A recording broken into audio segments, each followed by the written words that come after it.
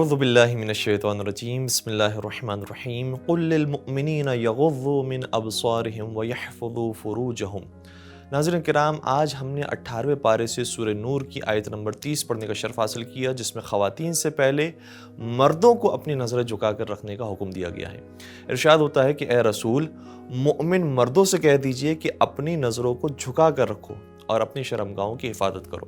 اور پھر مومنہ عورتوں سے پروردگار مخاطب ہو کر ارشاد فرماتا ہے کہ وَقُلْ لِلْمُؤْمِنَاتِ يَغْضُضْنَ مِنْ أَبْصَارِهِنَّ وَيَحْفَظْنَ فُرُوجَهُنَّ، اور اے رسول، مومنہ عورتوں سے بھی کہیے کہ وہ اپنی نظریں جھکا کر رکھیں اور اپنی شرمگاہوں کی حفاظت کریں۔ عفت اور پاک دامنی اور تقوی پرہیزگاری کی اسلام میں بے انتہا اہمیت ہے۔ کچھ لوگ جب آیت اللہ صافی گلپیغانی سے ملاقات کرنے کے لیے آئے تو ان میں سے ایک خاتون آغا کے ابا کو پکڑ کر کہتی ہے کہ میں تبرکاً اسے مس کرنا چاہتی ہوں۔ تو آغا صافی گلپیغانی نے بڑا خوبصورت جواب دیا، فرمایا کہ میری ابا سے زیادہ تمہاری چادر مقدس ہے، کیونکہ اگر یہ دوش پر نہ ہو تو اسلام کو کوئی زیادہ نقصان نہیں پہنچے گا، مگر اگر تمہاری چادر سر سے اتر گئی تو اسلام ختم ہو جائے گا۔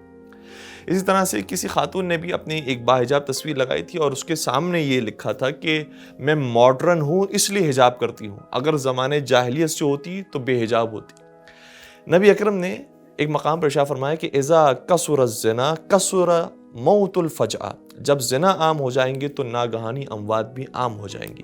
امام جعفر صادق علیہ السلام ارشاد فرماتے ہیں کہ اذا فشع الزنا کثرت الزلازل، کہ جب زنا عام ہو جائے گا تو زلزلے کثرت سے آئیں گے۔ البتہ شیطان ہمارے نظریات کو مختلف بہانوں سے کمزور کرنے کی کوشش کرتا ہے۔ سورہ بقرہ کی آیت نمبر 268 میں ارشاد ہوتا ہے کہ الشیطان یعدکم الفقر ویأمرکم بالفحشاء، شیطان تمہیں غربت سے ڈراتا ہے اور فحشاء کا حکم دیتا ہے۔ آج ہماری مائیں بہنیں مجبوری کا نام لے کر جو حرام کی طرف چلے جاتی ہیں، یہ حقیقت میں شیطان کا دیا ہوا بہانہ ہے۔ قرآن نے کتنی مرتبہ فرمایا والعاقبۃ للمتقین، یعنی انجام ہمیشہ متقین کے فیور میں ہوگا، متقین کبھی بھی نہیں پچھتائیں گے۔ اور ظاہر مولا علیہ السلام کا فرمان ہے کہ جس کی معذرت خواہیاں زیادہ ہوتی ہیں اس کی خطائیں بھی پھر زیادہ ہوتی ہیں۔ اور سورہ اعراف کی آیت نمبر 96 میں ارشاد ہوتا ہے کہ وَلَوْ أَنَّ أَهْلَ الْقُرَىٰ آمَنُوا وَاتَّقَوْا لَفَتَحْنَا عَلَيْهِمْ بَرَكَاتٍ مِّنَ السَّمَاءِ وَالْأَرْضِ، اگر حجاز والے یا عمومی طور پر ہر قوم والے ایمان لے کر آتے اور تقوی اختیار کرتے تو زمین و آسمان سے ان کے لیے برکتیں نازل ہوتی۔ خلاصہ یہ ہے کہ اگر پوری قوم دیندار ہو جائے گی تو پوری قوم کا فائدہ ہوگا، چاہے اس قوم کے اندر غیر مسلم ہی کیوں نہ داخل ہو جائیں۔ آیت اللہ خامنہ فرماتے ہیں کہ یورپین نے جب چاہا کہ اندلس یعنی اسپین کو مسلمانوں سے واپس لے تو ایک لانگ ٹرم پلاننگ کی، اور اس پلاننگ کے اندر یہودی ابھی شامل نہیں ہیں، لیکن جو اسلام دشمن عناصر تھے انہوں نے کام یہ کیا کہ نوجوانوں کو بگاڑنے کے لیے ایک تو شراب عام کر دی اور اسے فری کر دیا گیا، اور دوسری طرف سے اپنی لڑکیوں کو نامناسب لباس کے ساتھ مسلمان معاشرے کے اندر بھیج دیا گیا۔ تو پھر آہستہ آہستہ وہ غیرت مر گئی اور شہوت سے ہوتے ہوتے وہ بے دینی کی طرف اور کفر کی طرف چلے گئے، اور اسلام کی سرحدیں پھر کافروں کے ہاتھوں میں چلے گئی۔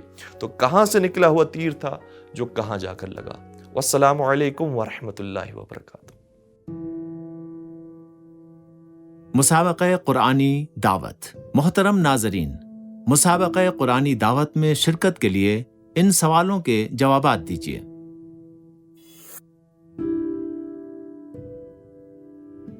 سورہ نور کی آیت نمبر 30 اور 31 کے مطابق خدا نے با ایمان مردوں اور عورتوں کو کیا حکم دیا ہے؟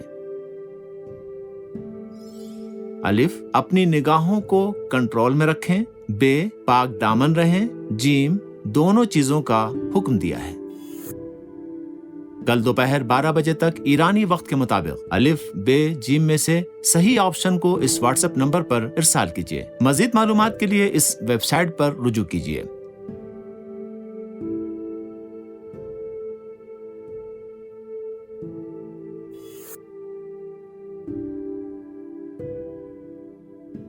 رمضان المبارک کے اختتام پر 10 شرکاء کو قرآن اندازی کے ذریعے انعامات سے نوازا جائے گا۔